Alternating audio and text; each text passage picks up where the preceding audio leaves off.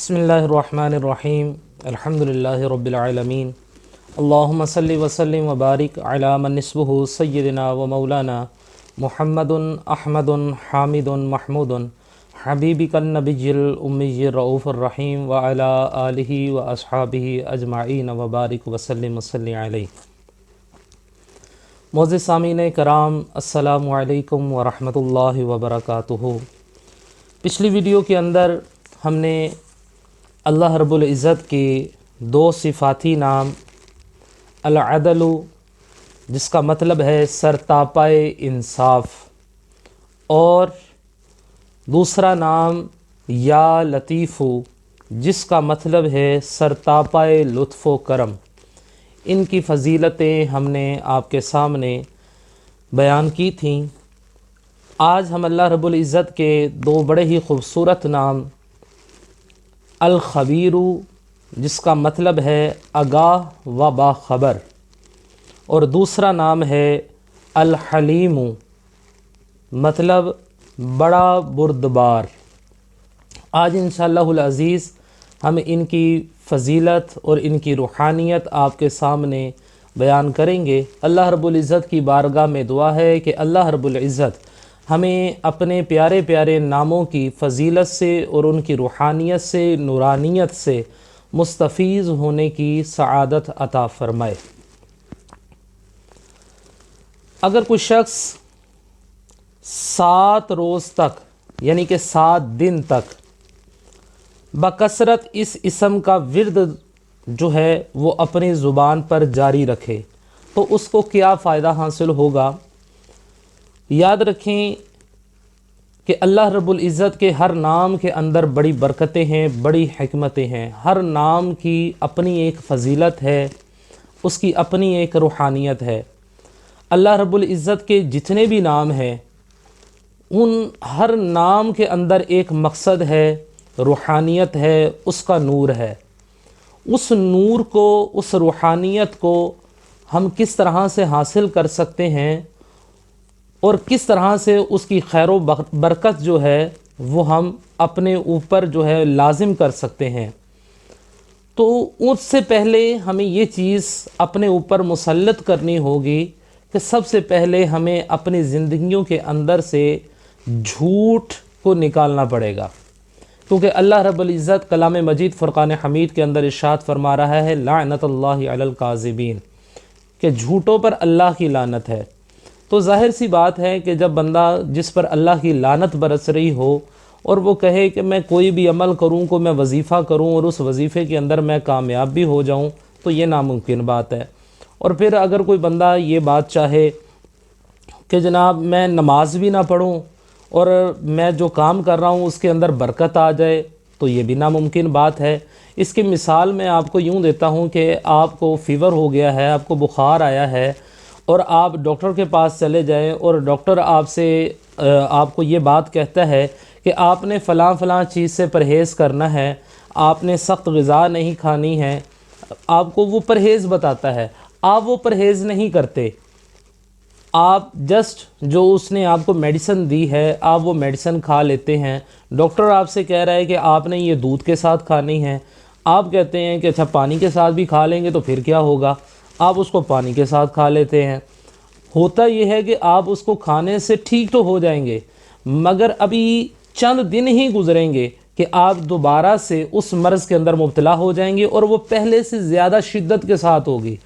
اس کے پیچھے ریزن یہ ہوگی کہ جو اس کا صحیح علاج تھا وہ آپ نے کیا نہیں، جن چیزوں سے آپ کو ڈاکٹر نے کہا کہ پرہیز کرنا ہے آپ نے ان چیزوں سے پرہیز کیا نہیں۔ جب آپ نے ان چیزوں سے پرہیز کیا ہی نہیں تو پھر ظاہر سی بات ہے کہ وہ بیماری پہلے سے زیادہ بڑھ کر سامنے آ جاتی ہے۔ اسی طرح سے ہم جب کوئی بھی وظیفہ کرتے ہیں، ہم اس کو کسی مقصد کے لیے کرتے ہیں تو اس کے لیے ہمیں کچھ پرہیز کرنے پڑتے ہیں، اور وہ پرہیز کیا ہے کہ ہم نے جھوٹ نہیں بولنا، ہم نے غیبت نہیں کرنی، ہم نے کسی کا دل نہیں دکھانا، ہم نے دھوکہ دہی نہیں کرنی، ہم یہ سمجھ لیتے ہیں کہ بس جی یہ وظیفہ اب ایک آ گیا ہے، بس یہ وظیفہ پڑھیں گے تو بس جی خیر ہی خیر ہو جائے گی۔ اور بسا اوقات تو ایسا بھی ہوتا ہے کہ ہمارے پاس یہاں پر بہت سارے لوگ آتے ہیں، تو وہ جب ہم سے کہتے ہیں کہ جی ہمارا کام نہیں ہو رہا یا فلاں مقصد ہے، کسی بھی مقصد کے لیے جب وہ وظیفہ طلب کرتے ہیں تو ہم ان کو جب وظیفہ بتاتے ہیں تو پھر وہ واپس آ کر کہتے ہیں جی ہمیں اس وظیفے سے کوئی فائدہ نہیں ہوا۔ تو فائدہ آپ کو ہوگا کیسے جب آپ نے اس کے جو جتنے بھی معاملات ہیں وہ آپ نے پورے ہی نہیں کیے ہیں؟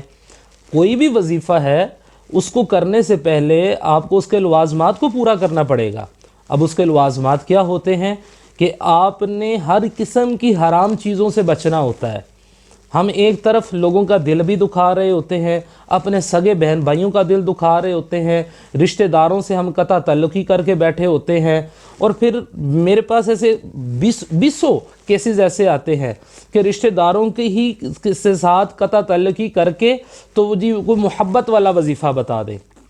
بھئی محبت والا وظیفہ کس طرح سے آئے گا جب تم نے اپنے رشتہ داروں سے خود ہی تعلق توڑ دیا ہے؟ تو اس کے لیے سب سے پہلے اپنے اوپر اپنے اندر جھانک کر دیکھیں کہ ہم نے کیا کرنا ہے، ہم نے کیا کرنا ہے، اور وہ جو آپ کر رہے ہیں کیا وہ آپ ٹھیک کر رہے ہیں؟ کیا یہ وظائف کرنے سے آپ کے معاملات درست ہو جائیں گے؟ نہیں، اس کے لیے آپ کو حرام چیزوں سے بچنا پڑے گا۔ پھر آپ کو اللہ رب العزت کی بارگاہ میں سربسجود ہونا پڑے گا۔ جب تک ہم اللہ کی بارگاہ میں سربسجود نہیں ہوں گے ہمارے معاملات کس طرح سے سیدھے ہوں گے؟ آپ کو ایک اگزامپل دیتا ہوں۔ جس طرح سے آپ نے سٹیمپ دیکھی ہوئی ہے، سٹیمپ کو جب ہم یوں کر کے دیکھتے ہیں، جو مہر ہوتی ہے سٹیمپ ہوتی ہے، ہم اس کو یوں دیکھتے ہیں تو وہ الٹی ہوتی ہے، جب ہم اس کو یوں کسی چیز کے اوپر پیسٹ کرتے ہیں تو وہ سیدھی ہو جاتی ہے۔ یہی سارے معاملات اس طرف آ جائیں، جب ہمارے سارے کام الٹ ہو جاتے ہیں تو ہم اس کی بارگاہ میں جب یوں سجدہ ریزی کرتے ہیں تو اللہ تعالی ہمارے سارے کاموں کو سیدھا کر دیتا ہے۔ پھر جب آپ کوئی بھی وظیفہ کرتے ہیں تو پھر اس میں برکت ہوتی ہے، اس میں روحانیت ہوتی ہے۔ تو آئیے ہم چلتے ہیں کہ اگر کوئی شخص اس اسم کو 7 روز تک یعنی کہ 7 دن تک مسلسل اللہ تعالیٰ کا یہ نام جو ہے یا خبیرو 7 دن تک مسلسل اس کا ورد کرتا رہے، اٹھتے بیٹھتے چلتے پھرتے ہر وقت یا خبیرو یا خبیرو یا خبیرو یا خبیرو ہر ٹائم اس کو پڑھتے رہیں، تو پھر کیا ہوگا؟ انشاءاللہ العزیز اس کے اوپر پوشیدہ راز جو ہیں وہ ظاہر ہونا شروع ہو جائیں گے، پوشیدہ راز جو ہیں وہ اس کے اوپر ظاہر ہونا شروع ہو جائیں گے۔ تو اب پوشیدہ راز جو ہوتے ہیں یہ بہت سارے راز ہوتے ہیں، آپ خود اس چیز کو سمجھتے ہیں کہ پوشیدہ چیزیں کون کون سی ہوتی ہیں، کون سے ایسے راز ہیں جو آپ کے لیے جاننا ضروری ہیں، کون سی ایسی باتیں ہیں جو آپ کے لیے جاننا ضروری ہیں۔ تو جب آپ اس وظیفہ کو اس کے پورے قرائن کے ساتھ کریں گے تو انشاءاللہ العزیز آپ کے اوپر پوشیدہ چیزیں جو ہیں وہ ظاہر ہونا شروع ہو جائیں گی۔ اور دوسرا اللہ رب العزت کا بڑا ہی عظیم نام ہے، وہ نام ہے الحلیم۔ الحلیم دوسرے طریقے سے اس کو پڑھیں گے تو یا حلیم۔ ایک بات یہاں پر میں آپ کو عرض کرتا چلا جاؤں، آج کل ہمارے ہاں وہ گھروں میں ایک دال بنائی جاتی ہے، دالوں کا مکسر بنایا جاتا ہے، جس کو ہم بہت سارے لوگ یہ کہتے ہیں کہ ہم نے حلیم بنایا ہے۔ یہ انتہائی غلط جملہ ہے، حلیم نہیں بولنا چاہیے۔ حلیم جو ہے یہ اللہ تعالیٰ کا نام ہے،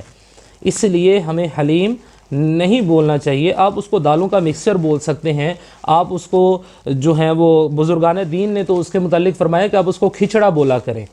تو اس کو کھچڑا بول سکتے ہیں، آپ اس کو کچھ اور نام دے سکتے ہیں، مگر حلیم جو ہے یہ اللہ تعالیٰ کا نام ہے۔ تو جب ہم اللہ تعالیٰ کے نام کی اس طرح کیا کھایا جی آج ہم نے حلیم کھایا، نعوذ باللہ من ذالک، تو یہ انتہائی خطرناک بات ہے۔ تو الحلیم دوسرے طریقے سے پڑھیں گے تو یا حلیم، جس کا مطلب ہے بڑا بردبار۔ فرمایا کہ اگر کوئی شخص اس اسم کو کاغذ پر لکھ کر پھر پانی سے دھو کر ایک مرتبہ صرف لکھنا ہے، اس اسم کو یا حلیم کو ایک مرتبہ لکھنا ہے یا حلیم، اور پھر اس کو پانی سے دھو کر جس چیز پر بھی چھڑکیں گے، مثال کے طور پر آپ کے کاروبار میں برکت نہیں ہو رہی، آپ دکان میں ہیں آپ کے دکان کے اندر راشن ہے وہ بک نہیں رہا، آپ کپڑے کی دکان ہے، آپ کے کپڑے کا کام نہیں چل رہا، آپ جس چیز کے اوپر بھی چھڑکیں گے تو انشاءاللہ العزیز اس میں خیر و برکت ہوگی، آپ کا وہ سامان بکنا شروع ہو جائے گا، آپ کے رزق میں فراوانی ہوگی۔ اللہ رب العزت کی بارگاہ میں دعا ہے کہ اللہ رب العزت ہمیں اپنے ناموں کی برکت کے ساتھ مستفیض ہونے کی سعادت عطا فرمائے، آمین۔